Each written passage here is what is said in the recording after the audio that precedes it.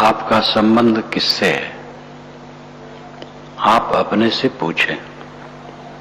आपका संबंध केवल आपसे है।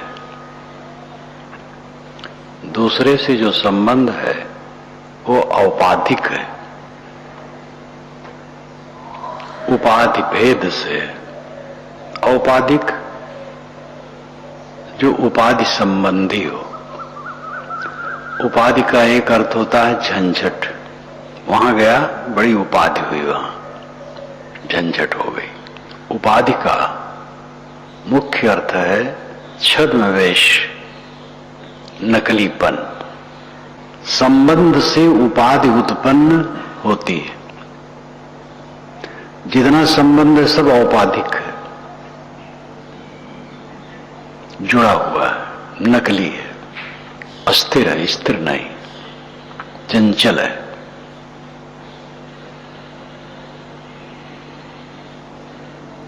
इसलिए जितना संबंध आपका कहीं से भी होता है स्वभावतः नहीं है, औपाधिक है, नकली है, क्षणिक है। मैं याद करता हूं पिछले जीवन को, तो बिना समाधि की समाधि हो जाती है।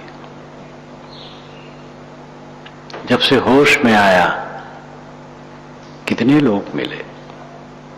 मां का परिचय प्रथम है और उसके पश्चात पिता का, घर द्वार का। वो सब कुछ नहीं रहा, ना मां रही ना पिता रहा। वो घर भी बदल गया, दूसरे ढंग का हो गया।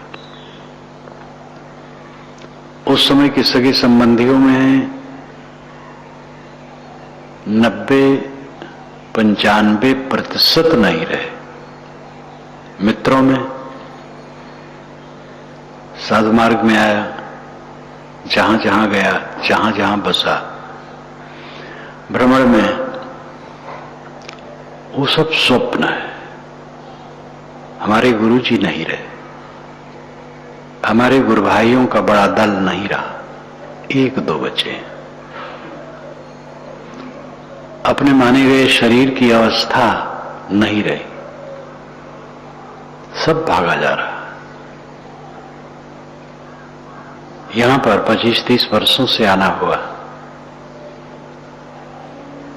इधर जब पहली बार मुझे एक व्यक्ति लाया तो यहां से और पहले ही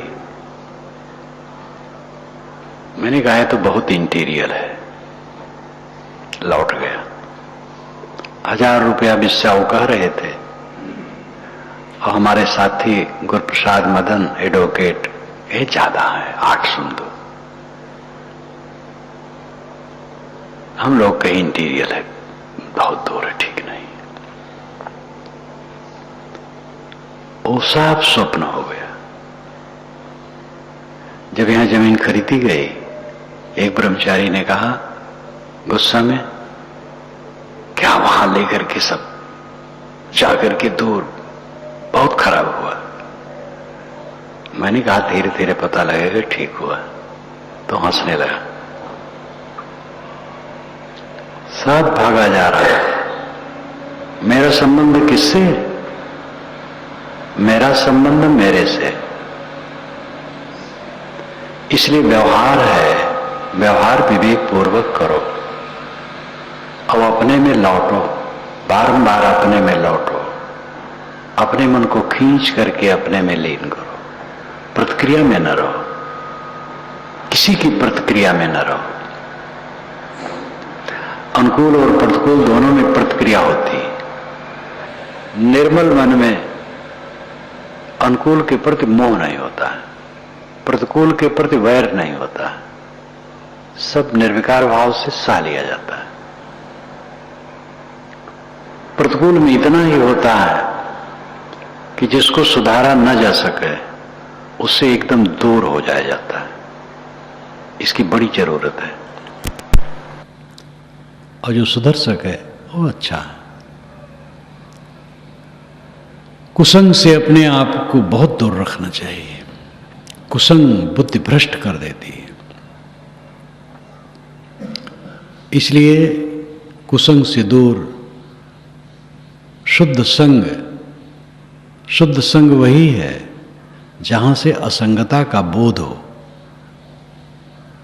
असंग रहने की स्थिति की शक्ति प्राप्त हो, वो शुद्ध संग है। शुद्ध संग करी करी रहे निश्चय भाव सुदेश, टूटे बंधन जीव के छूटे जगत को देश। ये विशाल देव की वाणी है। शुद्ध संग करी करी रहे। साधक को चाहिए कि वो शुद्ध संग कर कर के रहे, कुसंग में न रहे। कुसंग से नुकसान होता है, मानसिकता बिगड़ जाती है। अगर समर्थ है व्यक्ति, उसकी मानसिकता नहीं बिगड़ती है, लेकिन साधना में अवरोध होता है। इसलिए कुसंग से हट करके रहना चाहिए। शुद्ध संग करी करी रहे, शुद्ध संग कर करके रहे। निश्चय भाव सुदेश, सुदेश में निश्चय भाव, सुदेश आत्मदेश। सब कुछ के त्याग के बाद क्या रहता है? अभी मैं विवेक चूड़ामणि प्रभास से लिख रहा हूँ। पंचकोशों का वर्णन बड़ा लंबा है और बड़ा सरल है, बड़ा उपदेशक और मार्मिक है। पंचकोशों का निषेध कर दिया।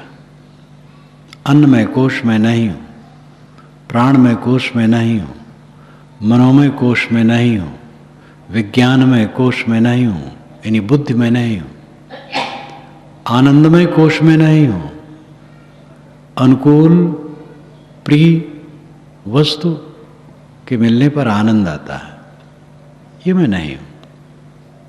शिष्य ने कहा महाराज, पांचों कोशों का अभाव कर देने के बाद तो सब शून्य हो गया, मैं किंकर्तव्य विमूढ़ हो गया, फिर आत्मा क्या रहा?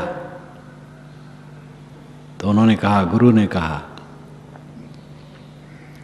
कि सब कुछ का अभाव कर देने वाला कौन है?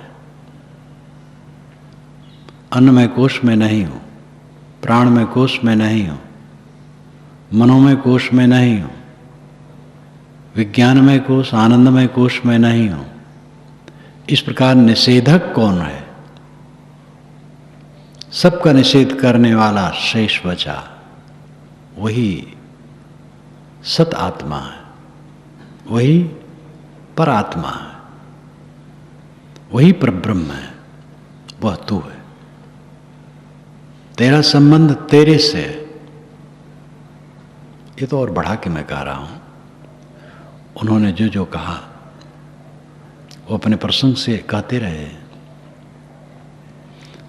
आपका संबंध केवल आपसे है, किसी से भी नहीं। इसलिए अपने संबंध को मजबूत करो। पटिवास्यत्वमत्तना,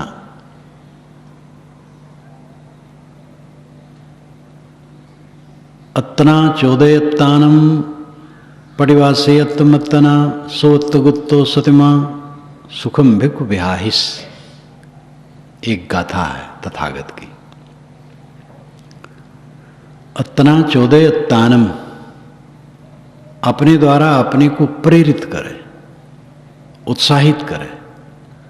जंजाल में फंसे हो, देह तुम्हारी नहीं है, प्राणी पदार्थ तुम्हारे नहीं है, कुछ भी तुम्हारा नहीं, एक कण तुम्हारा नहीं, और इसमें तुम उलझ गए हो। जगो, भ्रांति काटो, मोह छोड़ो, आत्म स्थित करो, सब कुछ भूल जाओ, अपने में डूब जाओ, अपने आप में स्थित हो जाओ। अत्तना चोदयत्तानम पटिवास्यत्वमत्तना प्रतिवशयित आत्मानाम आत्मनः। इस संस्कृत में हो जाएगा। आत्मा द्वारा आत्मा में अच्छी तरह से बसो। प्रतिवशयित आत्मानाम आत्मनः, आत्मा द्वारा आत्मा में अच्छी तरह से बस जाओ। सोत्तगुत्तो, ओत्तगुप्त है। अत्त नाम आत्म, गुप्त, गुप्त नाम गुप्त, गुप्त नाम सुरक्षित, वो आत्म सुरक्षित है। आत्म सुरक्षित कौन है?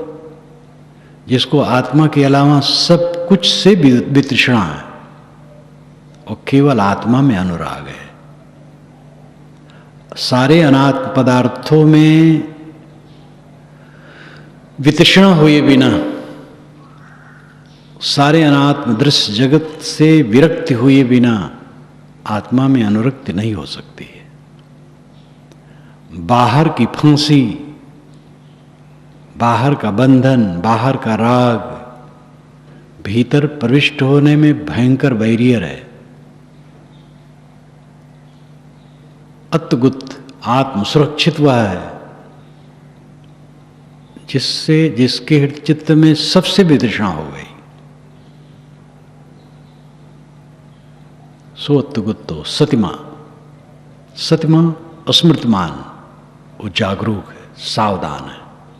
सुखम भिक्षु विहारिस, ऐसा भिक्षु, ऐसा साधक सुखपूर्वक विहार करता है, जिसके चित्त में उद्वेग नहीं है, वैरी के लिए भी उद्वेग नहीं है। वैरी है, समझ उसकी, उससे बचा के रहो, बस दूर रहो, उद्वेग की क्या जरूरत है। कहाँ वैरी रहेगा, मित्र कहाँ रहेगा। जो हमें गिराना चाहते हैं वे नहीं रहेंगे, हमारा शरीर भी नहीं रहेगा।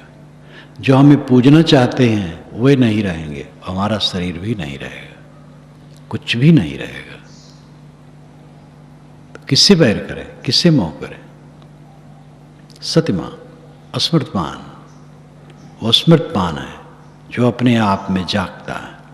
सुखम भिक्षु विहारिस, ऐसा मनुष्य सुखपूर्वक विहार करता है,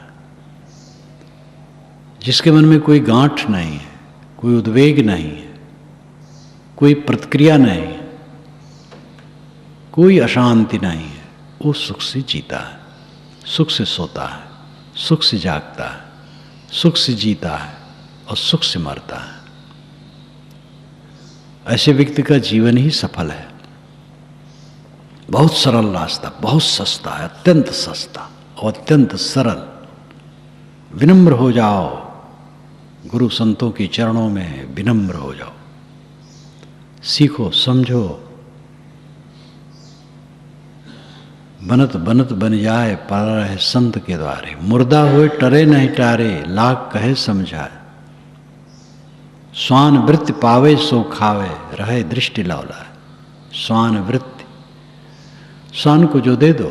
स्वान वृत्ति का मतलब है स्वान के जीवन का आधार, कुत्ते के जीवन का आधार क्या है।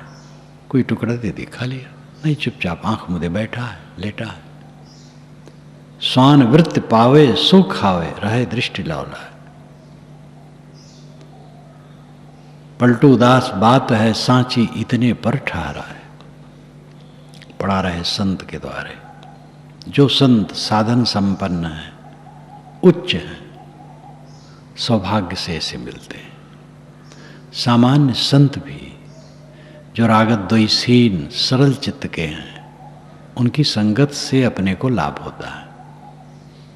ऐसे संत की संगत मुझे हुई है जो बोलना नहीं जानते थे, 2 मिनट भी कोई उपदेश नहीं कर सकते थे, लेकिन उनके पास बैठने से अच्छा लगता था। प्रपंची न हो, कलह प्रिय न हो, राग द्वेष वाले न हो, भोगी विलासी न हो, सरल चित्त है, अमृत है। संतों की शरण में अपने को डाल दो, सीखो, समझो, सेवा करो, कुतर्क न करो, कुप्रवृत्ति में मत पड़ो, अपने को जगाओ। आपका संबंध किससे है? अपने से पूछो, किसी से नहीं, केवल अपने से संबंध है। इसलिए अपने में रात दिन अपने को जोड़ो। उठते बैठते चलते फिरते सोचो चित्त कहाँ है, प्रतिक्रिया में है, हटाओ, अपने में लाओ। कहीं मोह में, कहीं वैर में है, अपने तरफ लाओ। मोह वैर में नहीं है, साधारण बातों की याद में डूबा है, कूड़ा कबाड़ के। क्यों डूबा है? अपने में लगाओ। बारंबार खींच खींच करके मन को आत्मा में जोड़ो, आत्मचिंतन में लगाओ और समझो शरीर आज खत्म हो जाएगा। शाम तक मेरा शरीर नहीं रहेगा, दोपहर तक नहीं रहेगा, तुरंत मन शीतल हो जाएगा। आज ही शरीर छूटेगा, सबका शरीर आज ही छूटेगा। जब छूटेगा तब आज रहेगा, कल नहीं छूटता है, आज छूटता है। वो आज आज है। इस प्रकार निकट देखो मृत्यु को,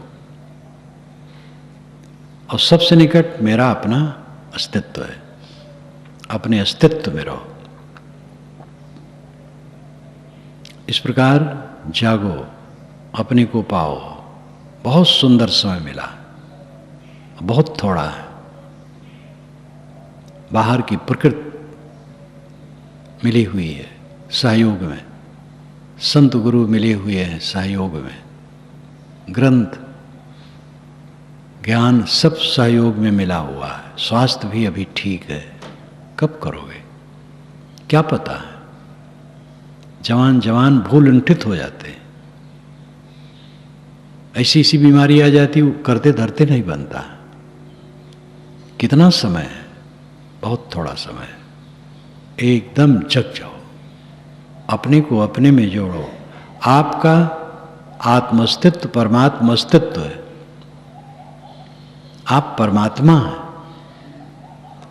कबीर साहब ने कहा, नर नारायण रूप है, तू जिन जाने दे। हो हुजूर ठाड़ कहता हूं, तो खुद हुजूर है, मैं खड़ा होके कहता हूं। स्वामी शंकर भी आत्मा कहते हैं, लेकिन पर आत्मा ज्यादा कहते हैं। ये अन्नमय कोश परात्मा नहीं है। परात्मा नहीं, उच्चतम आत्मा नहीं है, पर ब्रह्म कहते हैं। लोग ढीले ढाले हैं, समझते हैं ब्रह्म अलग है, मैं अलग हूं। तो स्वामी जी बार कहते हैं, तुम ब्रह्म हो, तुम महान हो, तुम परमात्मा हो। क्यों अपने को हीन समझते हो। संतों ने, पीरों ने, साधकों ने हमें रास्ता दिखाया है। देखें ना, चले ना, कैसे काम होगा। भय से भक्ति करे सबे, भय से पूजा होए। भय पारस है जीव को, निर्भय होए न कोए। भय से भक्ति होती है, भय न हो तो भक्ति नहीं होती। दूसरा पक्ष है भय रहित भक्ति, शुद्ध भक्ति। भययुक्त भक्ति क्या भक्ति है। दोनों कथन का अपना पक्ष है। इसीलिए जो लड़ जाते हैं भिन्न दिखते हुए कथनों में, वो समझदार नहीं होते। एक भय है, हमें पता नहीं क्या हो जाए, हमारे बाल बच्चों क्या हो जाए, इसलिए पूजा पाठ करो, भगवान में मन लगाओ, गुरु में मन लगाओ, देवता में मन लगाओ। ये भय है, ये कमजोर पक्ष है। इसको लेकर के भी कुछ करता है तो कोई हर्ज नहीं। कुछ तो करता है, इसी बहाने कुछ करता है, लेकिन बढ़िया नहीं। ये भवबंधन का भय, काम क्रोध लोभ मोह का भय, मेरे पीछे मन लगा है जो मुझे हरदम रौंदता रहता है, इसका भय। इंद्रियां कहां विचलित हो जाए, इसका भय। पता नहीं कुसंग पड़ जाए, क्या हो जाए, इसका भय। इसका भय रख करके भक्ति करें। जिनकी शरण में जाने से ये भय छूटने वाला हो, उनकी भक्ति करें। भय से भक्ति होती है। जैसे कि निराशा, निराशापूर्ण जीवन दुख के गड्ढे में जाता है, और निराशा सारे दुखों को खत्म कर देती है। दोनों पॉइंट अपनी अपनी जगह पर ठीक है। मेरा कोई नहीं है, मेरा शरीर पता नहीं कब रोगी हो जाए, धन दौलत का कुछ ठिकाना नहीं है, चारों तरफ से निराश, और उसका कोई समाधान नहीं है। ऐसा चित्त आदमी को दुख में डाल देता है। लेकिन मुझे किसी की जरूरत नहीं, कोई कामना नहीं, मुझे कुछ नहीं चाहिए, ये निराशा आदमी को बादशाह बना देती है। फिर जो शरीर के लिए चाहिए वो प्रारब्ध पुरुषार्थ से सब मिलता रहता है। इसलिए कथन प्रायः सब सापेक्ष हुआ करते हैं। चतुर्दिक दृष्टि रख करके उस पर विचार करने की आवश्यकता होती है। इसीलिए जैनियों का स्यादवाद बहुत बढ़िया है और पारखी संतों का सापेक्षवाद आइंस्टीन ने भी रखा। तो सापेक्षवाद, स्यादवाद, एक ही वस्तु को विविध ढंग से देखना स्यादवाद है। ये जैन दर्शन में आता है। स्यादवाद को बहुत बढ़ा दिया गया। मैंने कबीर दर्शन में उसकी आलोचना की है। स्यादवाद की जरूरत है परंतु उसको बहुत बढ़ा दिया गया और उलझन का कारण हो गया। भय से सब भक्ति करते हैं। अब कौन सा भय है, ये फर्क है। स्थूल पदार्थों की कामना से पूजा की जाती है कि निष्काम होने के लिए पूजा की जाती है, आत्म शांत के लिए पूजा की जाती है। दोनों बहुत फर्क है। भय से पूजा होए, भय पारस है जीव को, निर्भय होए न कोय। यहां साहब भय और डर कह करके शुद्ध अध्यात्म के विषय में प्रेरित करते हैं।